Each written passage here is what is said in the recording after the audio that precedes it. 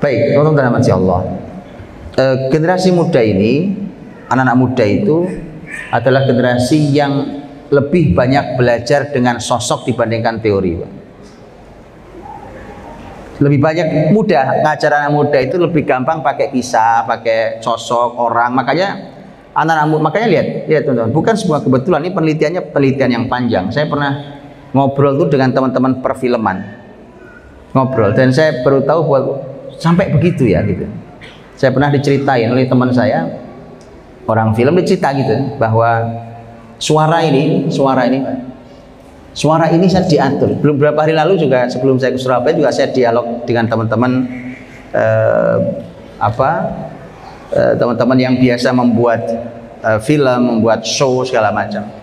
Suara ini ada penelitiannya. Ini suara ini, mereka akan turunkan di level berapa, itu akan menembak dada Anda. Yang ditembak itu dada, sehingga ini bahasa-bahasa yang dimudahkan ya supaya orang Pak. Sehingga efeknya adalah orang akan mudah sekali terharu, mudah sekali menangis. Jadi diteliti luar biasa. Maka ketika dimunculkan oleh Hollywood tokoh-tokoh fiktif yang tidak pernah ada, bahkan bukan manusia sebagian tokohnya kan, tapi itu manusia, kalau sudah kagum dia akan mencoba mengubah dirinya menjadi seperti tokoh yang dikaguminya. Itu anak muda. Anak muda itu begitu, belajarnya begitu. Itulah mengapa dalam Islam, laqad kana lakum fi rasulillahi uswatun hasanah, Allah berikan sosok keteladanan itu Rasul SAW. Berarti belajar tentang Rasul SAW dan tokoh-tokoh dalam Islam itu menjadi sangat penting, termasuk nanti belajar tokoh-tokoh yang berhubungan dengan ilmunya. Contohnya Al-Jazari tadi kalau bicara tentang teknik. Jadi tokoh ini sangat penting, dan tokoh inilah yang akan menggiring anak-anak muda ini untuk belajar. Jadi jangan salah mengagumi orang, karena salah mengagumi orang itu ujungnya neraka. Ujungnya neraka, Pak. Salah mengagumi orang itu ujungnya neraka. Allah berfirman, wa yauma ya'addu adh-dhalimu 'ala yadayhi yaqulu ya laitani ittakhadtu ma'ar rasuli sabila ya wailata laitani lam attakhidh fulanan khalila. Nanti orang zalim yang pasti masuk neraka itu di hari kiamat menggigit kedua tangannya karena penyesalan luar biasa. Kemudian dia berkata, duhai celaka, mengapa dulu saya tidak mengikuti jalannya Rasul. Itu satu. Dan yang kedua, celakalah aku, mengapa aku dulu berteman akrab dengan fulan. Salah gaul. Jadi ayat sudah mengingatkan, masuk neraka itu gara-garanya salah gaul, salah komunitas, salah gaul, salah komunitas. Maka sosok, mengagumi sosok itu suatu hal yang sungguh sangat luar biasa. Karena kalau sudah kagum dia akan mengubah diri ya. Antum tahu kan ya kisah hari ini orang-orang yang sampai rela mengeluarkan uang ratusan juta rupiah untuk mengoperasi wajahnya supaya mirip dengan sosok yang bahkan fiktif sebenarnya. Sampai segitunya namanya orang kagum. Karena kalau orang sudah kagum itu kan efeknya pasti akan coba mengikuti. Cara berpakaiannya dicoba ikuti, gaya rambutnya diikuti, sampai cara jalannya diikuti. Namanya orang kagum. Namanya orang kagum itu seperti itu. Oke, dan generasi muda ini harus diberi sosok yang luar biasa. Makanya teman-teman, di dalam Al-Quran, lihat, saya sampaikan ke antum, nanti buka surat Al-Kahfi tentang ini sosok muda, anak muda luar biasa. Ini pelajarannya banyak. Di surat Al-Kahfi ada kisah tentang Nabiullah Musa alaihissalam. Nabi Musa alaihissalam yang dipotret dalam surat Al-Kahfi. Nabi Musa ini belajar, diperintahkan Allah untuk belajar kepada orang soleh yang dalam tafsir disebutkan namanya Nabi Khidir, gitu kan ya. Oke, Nabi Musa diminta belajar ke Nabi Khidir. Ya udah, di dalam kisah itu tokohnya dua ini, yang murid namanya Nabi Musa, yang guru namanya Nabi Khidir. Tapi yang tidak terlihat adalah di samping Musa itu ada anak muda yang nempel ke Musa. Itu yang nggak kelihatan. Oleh Quran juga tipis digambarnya oleh Quran. Lihat ya, Apa kalimat Quran? Wa idh qala Musa li fatahu la abrahu hatta ablugha majma'al bahraini au amdiya huquba. Musa berkata kepada anak muda yang bersamanya. Nah, ini ada kisah anak muda, nggak kelihatan, tipis banget dia. Anak muda yang bersama Musa itu, Musa berkata, kata Musa, saya akan terus berjalan sampai bertemunya dua lautan. Kalau tidak ketemu juga, saya akan terus berjalan walau bertahun-tahun lamanya. Gitu. Nanti di perjalanan, begitu sudah lelah di perjalanan, Quran mengungkapkan falamma jawaza, ketika sudah jauh perjalanan mereka, maka Musa berkata lagi pada anak muda, qala li fatahu, berkata pada anak muda yang bersamanya, atina ghada'ana laqad laqina min safarina hadza nasaba. Keluarkan makan siang kita. Yuk kita makan siang ini, keluarkan, karena sudah lelah sekali perjalanan ini. Belum ketemu juga sama gurunya. Jadi bayangkan mau sekolah, mau kuliah itu Musa itu, salam mau kuliah, ujian pertamanya jalan kaki, sudah sampai lelah di perjalanan itu, nggak ketemu juga gurunya. Gitu ya. Yuk kita lihat sekarang, kita kupas teman-teman. Satu, ini pelajaran mahal. Lihat pelajaran pertamanya. Anak muda kayak antum-antum ini, nggak penting namanya ada. Nggak penting, eksis nama itu nggak penting. Inilah salahnya anak muda hari ini.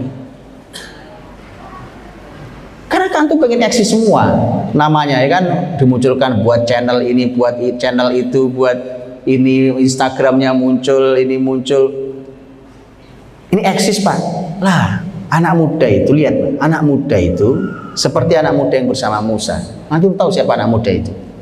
Anak muda ini teman-teman, namanya, dan nanti ternyata hasil dia nempel ke Nabi Musa itu, dia menjadi nabi juga. Namanya Nabi Yusha bin Nun. Yusha bin Nun itu seorang nabi yang ternyata nanti dia punya prestasi yang tidak bisa diraih oleh gurunya. Bahkan Nabi Musa, Nabi Harun itu tidak bisa mendapatkan atau melakukan prestasi ini, mencapai prestasi ini. Tapi sang murid Yusha bin Nun berhasil melakukannya. Apa itu? Allah perintahkan pada Musa dan Harun, bawa ke masyarakat Bani Israel masuk ke tanah Palestina setelah selamat dari Mesir. Kemudian udkhulul ardul muqaddasata allati kataballahu lakum, suruh masuk ke tanah yang dijanjikan, yaitu Mesir, yaitu Palestina. Tapi Nabi Musa tidak berhasil menggiring Bani Israel masuk Palestina karena orang-orang Bani Israel ketakutan. Inna fiha qauman jabbarin wa inna lan nadkhulaha hatta yakhruju minha. Kami Musa nggak berani masuk Palestina karena di dalam sana ada orang yang kuat-kuat, serem-serem, kami nggak berani. Idhab anta wa rabbuka faqatila inna hahuna qa'idun. Mereka mengatakan, Musa kamu pergi sama Tuhanmu, perangi mereka, nanti kalau udah menang kabari kami. Itu kurang ajarnya Bani Israel. Oke. Musa tidak berhasil sampai Nabi Musa meninggal, Nabi Harun meninggal, tidak berhasil membawa Bani Israel masuk ke Palestina. Siapa yang berhasil? Sang murid Nabi Yusha bin Nun. Apa pelajarannya? Begini pelajarannya teman-teman.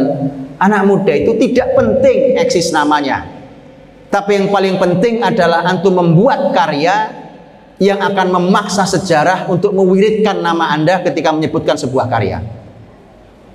Itu yang paling penting. Gak penting banget, antum gak punya Instagram gak apa-apa, gak punya channel gak apa-apa, gak penting banget. Oh, antum punya nama-nama gak ada karya.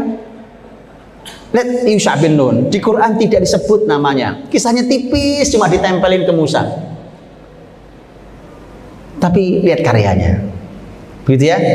Makanya Imam Syafi'i, teman-teman, Imam Syafi'i rahimahullah ta'ala mengatakan, beliau dalam syairnya beliau katakan, kata beliau, isbir ala maril jafa min muallimi fa inna rusubal ilmi fi nafaratihi. Kata beliau, anak muda tolong yang sabar. Yang sabar, pahitnya belajar sama guru yang tidak ramah, Pak. Kadang guru itu kan enggak semua sama, ya kan? Ada guru yang memang ramah, ya kan? Ada guru yang senyumnya enak, tapi ada guru yang memang ya begitu sudah gitu.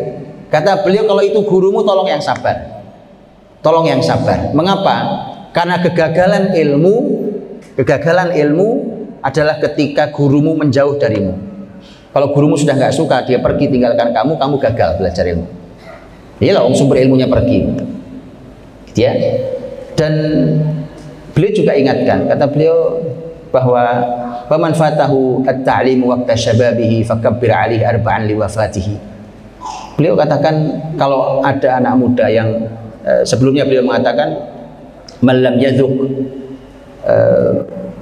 yadhuq murrat ta'allumi sa'atan tajarra'a murral jahli tula hayatihi. Siapa yang tidak merasakan pahitnya belajar di usia mudanya, dia akan merasakan pahitnya kehidupan sepanjang hidupnya, pahitnya kebodohan sepanjang hidupnya.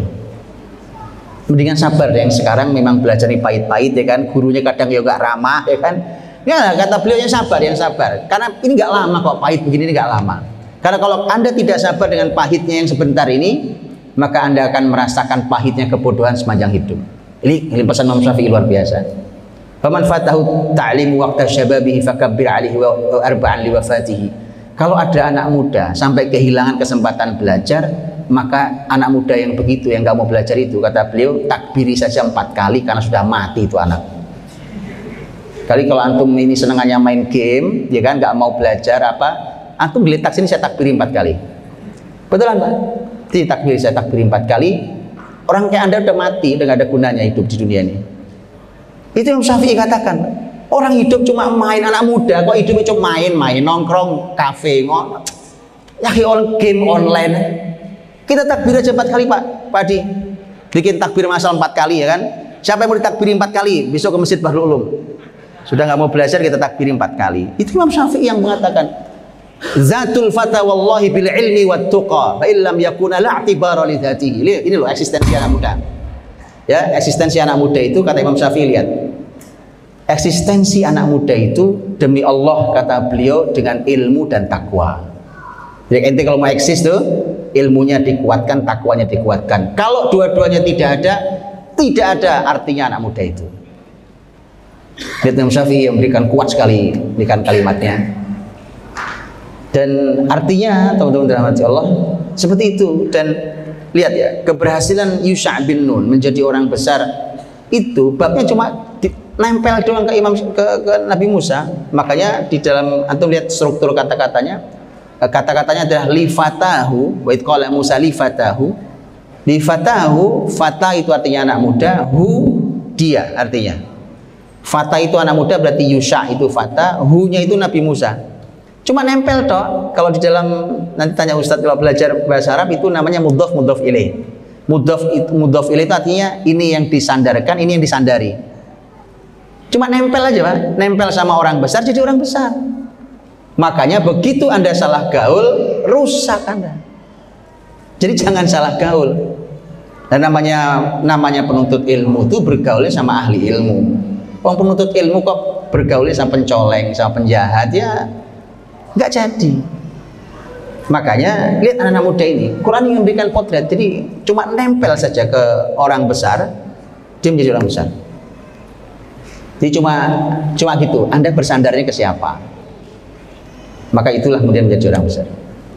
Qala Musa, lihat cara Nabi Musa bicara dengan anak muda. Ini juga pelajaran buat para guru dan semua yang membimbing dimanapun, bahwa kalau bicara sama anak muda itu harus menggunakan energi, kekuatannya harus kelihatan. Kayak tadi Nabi Musa, kayak Nabi Imam Syafi'i tadi buat syairnya kayak gitu. Gaya bicara sama anak muda itu gitu.